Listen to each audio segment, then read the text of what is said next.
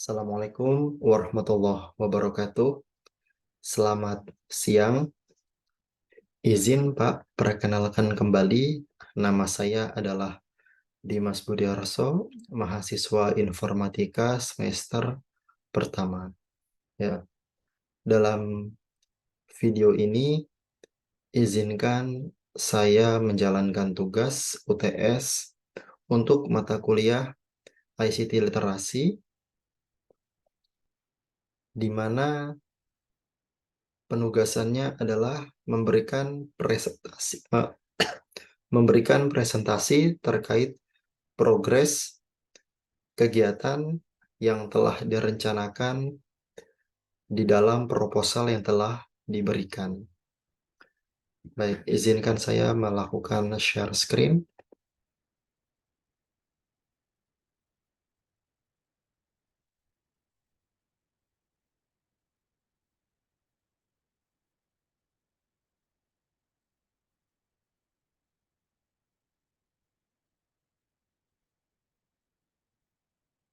Baik,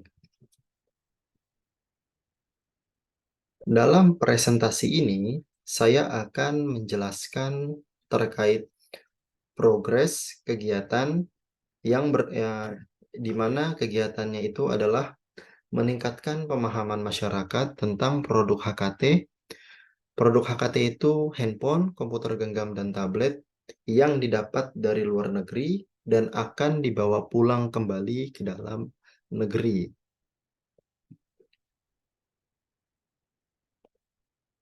Nah, sebelum lebih lanjut menjelaskan terkait progres yang telah saya lakukan, sedikit saya akan mengulik kembali latar belakang mengapa saya memilih tema ini. Pada dasarnya adalah saya memilih tema ini dikarenakan banyaknya masyarakat yang tidak mengetahui atau bahkan kurang teredukasi terkait hal-hal yang berkaitan dengan IMEI atau pendaftarannya. Jadi, eh, terkait hal-hal yang tidak diketahui dan kurang teredukasi itu adalah rinciannya sebagaimana berikut. Yang pertama adalah terkait jumlah maksimal atas produk HKT yang diizinkan dibawa ke Indonesia melalui barang bawaan penumpang. Yang kedua, bahwa memberikan penjelasan tentang pentingnya pendaftaran IMEI atas HKT yang dibawa ketika proses pendaftaran IMEI itu sendiri, dan yang keempat adalah perpajakan yang berhubungan dengan pendaftaran IMEI. Jadi, latar belakang saya memilih tema ini itu dikarenakan banyaknya masyarakat yang tidak mengetahui atau kurang teredukasi terkait empat hal yang telah saya sebutkan. Dan terkait indikator capaian, jadi secara umum, proposal yang saya buat itu intinya adalah membuat sebuah kegiatan webinar di mana saya akan mengundang masyarakat sekitar, ya, terkait masyarakat sekitar untuk mengikuti webinar yang akan saya laksanakan. Jadi secara umum itu indikator capaian yang saya tuju ada 4. Yang pertama adalah pembuatan proposal, yang kedua persiapan materi, yang ketiga pelaksanaan webinar itu sendiri, dan terakhir adalah pembuatan laporan pelaksanaan webinar. Dan untuk capaiannya, pembuatan proposal sudah tercapai dan sudah diserahkan pada tugas pertama. Dan untuk persiapan materi, indikator capaiannya berupa materi dalam bentuk PowerPoint yang akan saya sampaikan gambaran materinya pada video presentasi ini untuk membuktikan bahwa capaiannya telah terlaksana. Dan yang ketiga adalah pelaksanaan webinar yang perencanaannya masih akan direncanakan nantinya. Yang terakhir adalah pembuatan laporan terkait pelaksanaan webinar yang baru akan dikerjakan pasti setelah pelaksanaan webinar. Jadi, isi materi yang akan saya sampaikan di dalam PPT-nya nanti itu kurang lebih sama seperti latar belakang yang pertama kali saya jelaskan adalah terkait batas pembawaan produk HKT, yang kedua adalah pentingnya pendaftaran IMEI, yang ketiga adalah alur proses pendaftaran IMEI, dan yang keempat adalah perpajakan yang berhubungan dengan pendaftaran IMEI, yang di dalamnya itu ada bahasan terkait apa itu pembebasan pajak dan bagaimana cara menghitung pajaknya. Dan itulah progres yang telah saya lakukan. Dan terkait materi yang nantinya akan saya berikan pada saat webinar, itu izin saya melakukan share screen PPT-nya, PPT materinya. Hmm,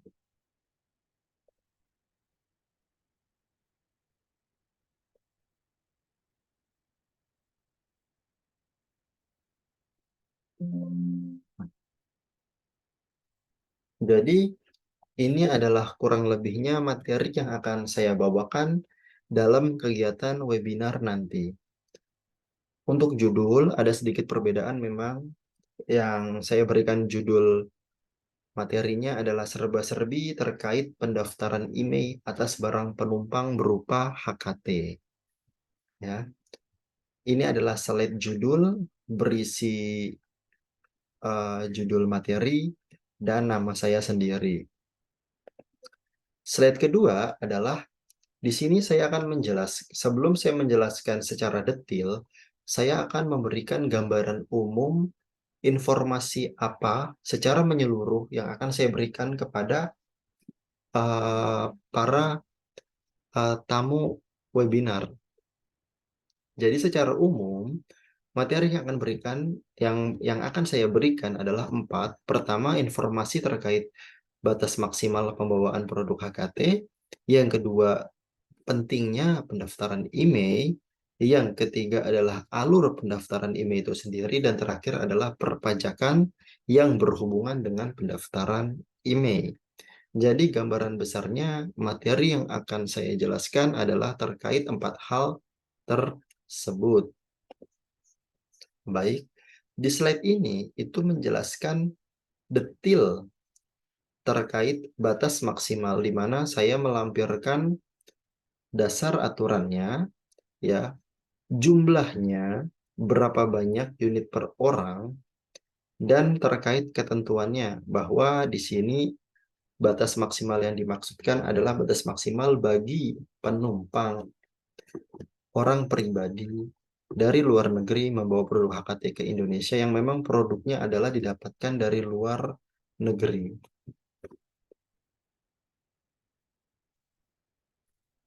Yang slide selanjutnya itu adalah saya akan menjelaskan pentingnya pendaftaran IMEI, di mana diawali dengan pengertian IMEI itu sendiri, lalu aturan yang menjadi landasan mengapa seseorang itu harus wajib mendaftarkan IMEI-nya, dan yang terakhir adalah dampak yang akan didapatkan seseorang apabila tidak melakukan pendaftaran IMEI. Ya.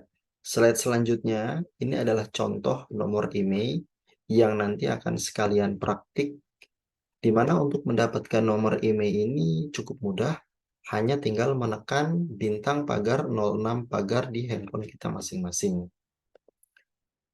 Slide selanjutnya adalah alur pendaftaran. Nah, saya mungkin akan lama berkutat pada slide ini, di mana saya akan menjelaskan dari awal sampai akhir, di mana proses pengisian formulir itu adalah startnya, diakhiri dengan proses registrasi selesai.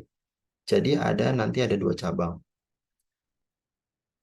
Nah, di slide inilah yang akan memakan banyak waktu terkait alur pendaftaran IMEI, karena di dalamnya saya akan menjelaskan terkait pengisian formulirnya bagaimana, persyaratannya bagaimana, dan dari sisi perpajakannya bagaimana, sehingga diakhiri dengan selesainya proses registrasi ini. Dan ini slide selanjutnya ini adalah slide yang akan saya mungkin bolak-balik ke depan, ke belakang, di mana slide ini itu berhubungan dengan slide sebelumnya. Di sini slide terkait praktik pengisian formulir pendaftaran email, yaitu ada di atas sini. Dia ada di proses awal, itu mengisi form pendaftaran email dalam alur pendaftaran. Jadi dia ada dua web yang nanti akan saya jelaskan, di mana perbedaannya yang sebenarnya tidak ada perbedaan, hanya ada beberapa penjelasannya lagi. Selanjutnya adalah persyaratan pendaftaran emailnya, yang slide ini adalah berhubungan dengan slide alur pendaftaran. Lalu terkait barcode hijau dan barcode merah, ini erat kaitannya dengan alur pendaftaran yang akan lama saya jabarkan nantinya. Di sini ada terkait barcode status hijau, di sini ada barcode status merah. Apa itu barcode status hijau dan apa itu barcode status merah? Dan itulah yang akan nanti dibahas. Dan terakhir, setelah kita membahas terkait alur pendaftarannya dari A sampai Z, dari start mengisi formulir sampai registrasi selesai, yang terakhir adalah saya akan menjelaskan terkait praktik perhitungan pajak, yang mungkin saya tidak akan menjelaskan secara manual. Untuk lebih memudahkannya, bisa langsung sebenarnya banyak website-website yang dibuat oleh pihak Bea Cukai terkait perhitungan email. Saya mengambil salah satu website yang sekiranya enak untuk dijadikan praktik perhitungan perpajakannya. Jadi di sini websitenya, ini adalah gambarannya. Nanti dari sini kita akan langsung praktik memasukkan angka-angka yang kita butuhkan. Sehingga para calon pendaftar email ini sebelum mendaftarkan emailnya, dia mengerti dan memahami kira-kira berapa sih pajak yang harus saya bayarkan, sehingga apabila mereka berencana untuk membeli sebuah produk HKT yang mungkin harganya mahal, mereka sudah bersiap pada saat ke Indonesia untuk membayar pajaknya, dan kurang lebihnya sebagai bahan dasar pertimbangan. Jadi sebelum membeli produk dari luar negeri, bisa menjadi bahan pertimbangan bahwa pajak yang di Indonesia segini loh, sehingga akan memudahkan para pembeli di luar negeri ini untuk mengukur biaya berapa yang akan mereka keluarkan. Dan yang terakhir adalah saya akan membuka sesi tanya jawab. Sesi tanya jawab terkait hal yang saya jelaskan. Selesai melakukan sesi tanya jawab, saya akan melakukan penutupan.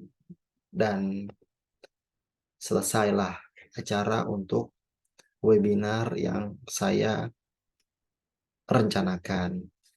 Jadi, seperti itulah progres dari saya pribadi terkait rencana di proposal saya, dan untuk progres pada UTS minggu ini adalah pembuatan materi. Dan sudah saya jelaskan materinya seperti apa, yang kurang lebih akan saya jelaskan kepada peserta webinar. Baik, begitu saja presentasi yang saya lakukan. Kurang lebihnya jika ada bahasa yang dirasa kurang berkenan atau kurang sopan, saya pribadi mohon maaf. Kurang lebihnya mohon maaf. Assalamualaikum warahmatullahi wabarakatuh.